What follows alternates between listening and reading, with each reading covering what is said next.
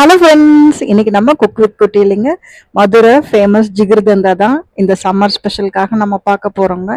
இது வந்து நம்ம வீட்லேயே எவ்வளோ சூப்பராக அதே டேஸ்ட்டில் அப்படியே எப்படி செய்கிறதுன்னு பார்க்கலாங்க. இதுக்கு நம்ம ஃபஸ்ட்டு வந்து பாதாம் பீஸுன்னு இருக்கு இல்லைங்களா, அது வந்து ஊற வச்சுக்கிறோங்க. முதல் நாள் நைட்டே வந்து இந்த ஒரு 4-5 இருந்தால் போதுங்க. இது வந்து பவுல் நிறைய நிறைஞ்சு வந்துடுங்க. இதை வந்து தண்ணியில் போட்டு ஓவர் நைட் ஊற வச்சு எடுத்து வச்சுக்கோங்க. இந்த பாதாம் பீஸுன்னு தான் நமக்கு மெயினாக தேவைங்க. இப்போ நம்ம வந்து ஐஸ்கிரீம் செஞ்சுக்கிறோங்க. அந்த ஐஸ்கிரீம் வந்து நம்ம வெனிலா ஐஸ்கிரீம் கூட போட்டுக்கலாங்க. ஆனால் இந்த ஜிகிர்தண்டா ஐஸ்கிரீமே நம்ம செஞ்சு வச்சோம்னா அதில் இன்னும் ஸ்பெஷல் டேஸ்ட்டாக இருக்குங்க. அது எப்படி செய்கிறதுன்னு பார்க்கலாங்க. ஒரு பேன் வச்சுட்டு நான் வந்து சுகரை வந்து கேரமலைஸ் பண்ணிக்கிறேங்க.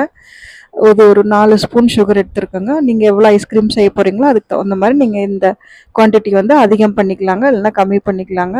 இது மாதிரி பாருங்கள், ஒரு 5 நிமிஷத்தில் வந்து சுகர் இந்த அளவுக்கு கரைஞ்சி வந்துடுங்க. நான் தண்ணி எதுவுமே சேர்த்துல, சுகரை மட்டும்தான் கரைச்சிக்கிறேங்க. அது பாருங்கள் கொஞ்சம் லைட் ப்ரௌனாக இருக்குது. நல்ல தேன் கலர் வந்த உடனேங்க நம்ம வந்து ஸ்டவ் ஆஃப் பண்ணிவிட்டு கேரமலைஸ் பண்ணுறத நிறுத்திடுவோங்க. பாருங்கள், இது வந்து இப்போ தான் லைட் கலரில் வந்திருக்குங்க. அப்படியே நுரைச்சி வரணுங்க, பொங்கி வர மாதிரி வரணுங்க. வந்து அது ஒரு அந்த தேன் கலர் சொல்லுவீங்களா, ஹனி கலர் வந்த உடனே பொங்குது பாருங்கள். இந்த மாதிரி பொங்கி வந்து அது வந்து ஹனி கலர் ஆன உடனே அதை வந்து ஆஃப் பண்ணிவிடுங்க. ரொம்ப வந்து ஸ்டவ்லேயே வச்சுருந்தோம்னா அந்த கசப்பு தன்மை வந்துடுங்க சுகருக்கு, ரொம்ப கேரமலைஸ் ஆனால். அதனால் பார்த்து ஒரு டார்க் கலர் வந்த உடனே ஆஃப் பண்ணிவிடுங்க. இப்போ பாருங்கள், நம்ம ஆல்மோஸ்ட் அந்த ஃபைனல் ஸ்டேஜுக்கு வந்துட்டோம். இந்த கலர் வந்த உடனே ஆஃப் பண்ணிடலாங்க நம்ம. அவ்வளோதான், நம்மளோட சுகர் வந்து நல்லா கேரமலைஸ் ஆகிடுச்சுங்க. பாருங்கள், இந்த ஸ்டேஜ் வந்த உடனே ஆஃப் பண்ணிடலாங்க நம்ம. இப்போ இது வந்து ஆறட்டுங்க. நம்ம வந்து எப்படி ஐஸ்கிரீம் செய்கிறது அப்படிங்கிறத பார்க்கலாங்க. இதில் வந்து நான் வந்து கொஞ்சமாக தண்ணி ஊற்றிக்கிறேங்க. இது வந்து பச்சை தண்ணி தான் ஊற்றிக்கிறேங்க. சுடு தண்ணி வேணாலும் ஊற்றிக்கலாங்க, ஆனால் பார்த்து செய்யுங்க. ஏன்னா அது வந்து ரொம்ப சூடாக இருக்கனால மேலே தெரிக்கிற மாதிரி ஆகிடுங்க. அதனால் கொஞ்சம் கொஞ்சமாக சேர்த்துக்கோங்க. இது ஒரு 1/2 டம்ளர் அளவுக்கு தண்ணி கலந்துக்கிட்டேங்க. ரொம்ப வந்து தண்ணி கலந்தோம்னா நமக்கு ஐஸ்கிரீம் செய்கிறப்ப கொஞ்சம் நமக்கு அதுக்கு தகுந்த மாதிரி நம்ம வந்து திக்கனிங் ஏஜென்ட் சேர்த்தணும். அதனால வந்து இது ரொம்ப தண்ணியாக இருக்காமல் பார்த்துக்கோங்க. பாருங்கள் எவ்வளோ அழகாக இருக்குது கொதிக்கிறது. இதை வந்து ஸ்டவ் ஆஃப் பண்ண வச்சுட்டு நல்லா ஆற வச்சு எடுத்துக்கோங்க.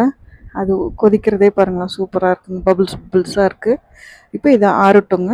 அதுக்குள்ளே மீன்வெயில் நம்ம வந்து பால் காய்ச்சிக்கலாங்க. பால் வந்து திக்கான மில்க் தான் எடுத்துருக்குங்க. எப்போவுமே ஐஸ்கிரீம் செய்கிறப்பையோ இல்லை இது மாதிரி வந்து ஜிகிர்தண்டாவோ இல்லை வந்து பாயசம் அது மாதிரி எது செஞ்சாலும் திக் மில்க் எடுத்துக்கோங்க. திக் மில்க் எடுத்துக்கிட்டோம்னா நமக்கு அந்த காய்ச்சி திக் பண்ணுறது வந்து கம்மியாகுங்க. இப்போ நான் கொஞ்சம் வந்து பால்கோவா சேர்த்துக்கிறேங்க. இந்த பால்கோவாவும் வந்து எப்படி நான் வீட்லேயே தான் செஞ்சேங்க. இது வந்து பால் பவுடரும் கொஞ்சம் கண்டன்ஸ் மில்க்கும் சேர்த்து அப்படியே திக்காக கலரிட்டே இருந்தோடனே இது வந்து பால்கோவா ஸ்டேஜுக்கு வந்துருச்சுங்க.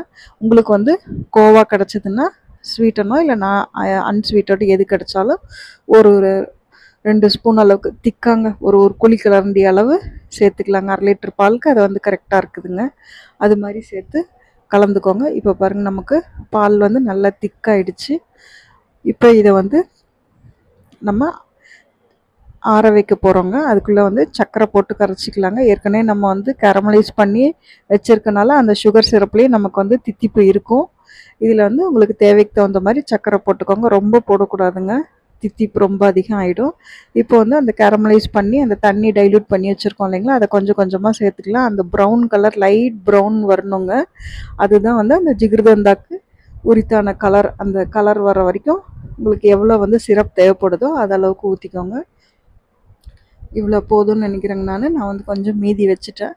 அவ்வளோதான் பாருங்கள், நம்மளோட ஐஸ்கிரீம் செட் பண்ணுறதுக்கு வந்து இது ரெடி ஆகிடுச்சுங்க. இப்போ இதை வந்து நம்ம மிக்சியில் ட்ரான்ஸ்ஃபர் பண்ணி நல்லா பீட் பண்ணிக்க போகிறோங்க. பாருங்கள், இப்போ இந்த அளவுக்கு எவ்வளோ திக்காயிடுச்சு. நம்ம மில்கை வந்து நல்லா திக் பண்ணிக்கிட்டோம்னா நமக்கு சீக்கிரமாக ஐஸ்கிரீம் செட் ஆகிடுங்க. அதே மாதிரி நல்லா வந்து சாஃப்டாக வருங்க, இல்லைன்னா கிறிஸ்டல் மாதிரி வரும். இப்படி மாதிரி நல்லா திக்காக காய்ச்சி எடுத்துக்கிட்டிங்கன்னா நமக்கு வந்து ஐஸ்கிரீம் நல்லா திக்காக வருங்க. இப்போ இது கூட வந்து ஒரு குழிக்கரண்டி அளவு நான் வந்து ஃப்ரெஷ் க்ரீம் சேர்த்துக்கிட்டேங்க. இதையும் வந்து நல்லா பீட் பண்ணிவிட்டு எந்த பவுலில் வந்து நம்ம ஐஸ்கிரீம் செட் பண்ண போகிறோமோ அதில் வந்து ஊற்றி வச்சுக்கோங்க. இந்த ஐஸ்கிரீம் செய்கிற ப்ராசஸ்லாம் உங்களுக்கு பெரிய ப்ராசஸாக இருந்ததுன்னா நீங்கள் மேலே வந்து ஜிகிர்தண்டா மட்டும் செஞ்சுட்டு ஒரு வெனிலா ஐஸ்கிரீம் கடையில் வாங்கி வச்சுக்கிட்டிங்கன்னா கூட போதுங்க. ஆனால் இது மாதிரி நம்ம செஞ்சு வச்சு நம்மளே செஞ்சோம்னா அது வந்து சூப்பராக இருக்குங்க. இப்போ பாருங்கள், ஒரு 2 ஹவர்ஸில் வந்து இது மாதிரி வந்து செட் ஆகிருக்குங்க. திரும்ப வந்து இதை வந்து அதே மிக்சியில் வந்து ட்ரான்ஸ்ஃபர் பண்ணிவிட்டு திரும்ப ஒரு தடவை நல்லா நுரைச்சி வர மாதிரிங்க அடித்து வச்சுக்கோங்க. இப்போ இதில் நீங்கள் பால் பவுடர் கூட கொஞ்சம் சேர்த்து முதல்லையே காய்ச்சிருக்கலாங்க, இல்லைன்னா வந்து கார்ன்ஃப்ளவர் மாவு கூட சேர்த்துருக்கலாங்க. உங்களுக்கு திக்காக வேணும் அப்படின்னா இந்த கார்ன்ஃப்ளவர் மாவு 1 ஸ்பூனோ இல்லை வந்து 2 ஸ்பூனோ, அதே மாதிரி மில்க் பவுடர் வந்து 2 ஸ்பூன் அளவுக்கு சேர்த்துக்கிட்டோம்னா நமக்கு அந்த ஐஸ்கிரீம் வந்து சீக்கிரம் திக்காயிடுங்க. இப்போ வந்து நம்ம வந்து ஜிகிர்தண்டா செய்ய போகிறோங்க. அந்த லிக்விட் வந்து எப்படி பால் வந்து எப்படி செய்கிறதுன்னு பார்க்கலாங்க. அதுக்கும் வந்து நம்ம சுகரை வந்து கேரமலைஸ் பண்ணி தான் செய்யணுங்க. அதுக்கு ஒரு 4 ஸ்பூன் அளவுக்கு சர்க்கரை சேர்த்துக்கிட்டேங்க. சர்க்கரை சேர்த்துட்டு கேரமலைஸ் ஆகி நல்ல தேன் கலர் வர வரைக்கும் இதை வந்து நல்லா கரைச்சி விட்டுக்கோங்க. இப்போ பாருங்கள் நல்ல சுகர் மெல்ட் ஆகி கலர் மாறி வந்துக்கிட்டு இருக்கு. நம்ம ஐஸ்கிரீமை வந்து ஃபஸ்ட்டே செட் பண்ணிடணுங்க. நீங்கள் கேரமலைஸ் ஐஸ் வீட்டில் செய்கிறது அப்படின்னா, ஜிகிர்தண்டா ஐஸ் செய்கிறதுனா முன்னாடியே செஞ்சு செட் பண்ணிவிட்டு அப்புறம் தான் வந்து இந்த ப்ராசஸ் செய்யணுங்க. ஏன்னா ஐஸ்கிரீம் செட் ஆகிறதுக்கு எப்படியும் நமக்கு ஒரு 8 ஹவர்ஸ் கிட்டையாக தான் ஆகிடுங்க. அதனால தான் இப்போ பாருங்கள் நல்ல நுரை வந்து இது வந்து தென் கலரில் மாறிடுச்சு. இப்போ வந்து நான் கொஞ்சம் கொஞ்சமாக தண்ணி வந்து அதில் சேர்த்துக்கிறேங்க. தண்ணி சேர்த்து இதை வந்து கரைச்சி வச்சுக்கோங்க. இதுதான் நமக்கு அந்த ஜிகிர்தண்டாக்கு மெயின் கலர் கொடுக்குறதும் ஃப்ளேவர் கொடுக்குறதும் இதுதான் வந்து அந்த சீக்ரெட்டாக அவங்க ஆட் பண்ணுறதே. மதுரையில் எப்போ போனாலும் யார் போனாலும் ஜிகிர்தண்டா குடிக்காமல் வரவே மாட்டாங்க. அந்தளவுக்கு வந்து மதுரைனாவே ஜிகிர்தண்டா தான் ஃபேமஸுங்க. அது வந்து நம்ம எவ்வளோ ஈஸியாக நம்ம வீட்டில் இருக்கிற பொருளை வச்சு எவ்வளோ சூப்பராக செய்கிறோங்கிறதான் இந்த வீடியோவில் பார்த்துட்ருக்கோங்க. இப்போ நான் பால் வந்து திக்காக காய்ச்சிட்டேங்க. அதில் வந்து நம்ம கரைச்சி வச்சுருக்க இந்த கேரமலைஸ் பண்ணி வச்சுருந்தோம் இல்லைங்களா சுகர் சிரப்பு, அதை வந்து கொஞ்சம் கொஞ்சமாக கலந்துக்கிறோங்க. நமக்கு கலர் பார்த்து கலந்துக்கோங்க.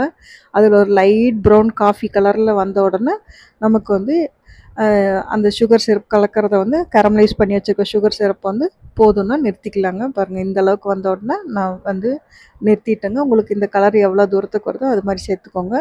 இப்போ இது கூட வந்து நம்ம இந்த பாலுக்கு தேவையான சர்க்கரையும் சேர்த்துக்கிறேங்க. இதுவும் நல்லா கலந்து விட்டுட்டுங்க. இந்த பாலை வந்து நல்லா ஆற வச்சு இதையும் சில் பண்ணி வச்சுக்கோங்க. நம்ம இப்போ சர்வ் பண்ணிக்க போகிறோங்க. அவ்வளோதான், நம்மளோட எல்லா ப்ராசஸும் முடிஞ்சிருச்சு. இப்போ வந்து நம்ம வந்து ஜிகிர்தண்டாவை எப்படி சர்வ் பண்ணுறது அப்படின்னு பார்க்குறோங்க. ஒரு நீளமான டம்ளர் எடுத்துக்கோங்க. அதில் வந்து நம்ம ஊற வச்சு வச்சுருந்தோம் இல்லைங்களா பாதாம் பிசின், அது வந்து ஆட் பண்ணிக்கிட்டாங்க. இப்போ வந்து இதுதான் அவங்களோட மெயின் இன்க்ரீடியண்ட்டுங்க. இது வந்து நம்மளோட எசன்ஸுங்க, நன்னாரி சர்பத் வந்து ஆட் பண்ணிக்கிறேங்க. நன்னாரி சர்பத் வந்து அந்த நம்ம ஐஸ் செஞ்சோம் இல்லைங்களா அதில் கூட அவங்க சேர்த்துறாங்க. ஆனால் நம்ம ஐஸ்கிரீமில் சேர்த்துலைங்க. இப்போ வந்து இந்த பாதாம் பிசின் மேலே வந்து நன்னாரி எசன்ஸ் வந்து சேர்த்துக்கிறோம். இந்த நன்னாரி எசன்ஸ்லேயும் வந்து சுகர் இருக்குங்க. அதனால் பார்த்து பாலில் வந்து நமக்கு எவ்வளோ வேணுமோ அந்தளவுக்கு வச்சு கலந்துக்கோங்க. இப்போ வந்து நம்ம கலந்து வச்சோம் இல்லைங்களா இந்த சில் மில்கை, அது வந்து இந்த பாதாம் பிசின் மேலே வந்து ஊற்றிக்கிறோங்க. இது மேலேயும் அதே மாதிரி ஊற்றிட்டு அதுக்கு மேலே வந்து நம்ம செஞ்சு வச்சுருக்க அந்த ஐஸ்கிரீம் வந்து சேர்த்துக்கிறோங்க. அவங்க என்ன பண்ணுவாங்கன்னா அந்த பெரிய பாத்திரத்தில் செய்வாங்க. அப்போ வந்து அந்த பாலில் ஒட்டி வரும் இல்லைங்களா ஆடை, அதை அப்படியே சுரண்டி விட்டு அதை வந்து மேலே போட்டு தருவாங்க. இப்போ பாருங்கள் நம்ம ஐஸ்கிரீம் வந்து சூப்பராக செட் ஆகிடுச்சு. நான் கொஞ்சம் நேரம் முன்னாடியே எடுத்து வச்சனால மெல்ட் ஆகுற மாதிரி இருக்குங்க. இல்லைனா வந்து சூப்பராக செட் ஆகிருந்தது. நான் அதை காட்டுறதுக்கு மறந்துட்டேன். இப்போ பாருங்கள் நம்ம ஜிகிர்தண்டா ஐஸும் செட் ஆகிடுச்சு. அதையும் வந்து நம்ம கலந்து வச்சுருந்த சில் மில்க் மேலே போட்டுக்கிட்டோங்க.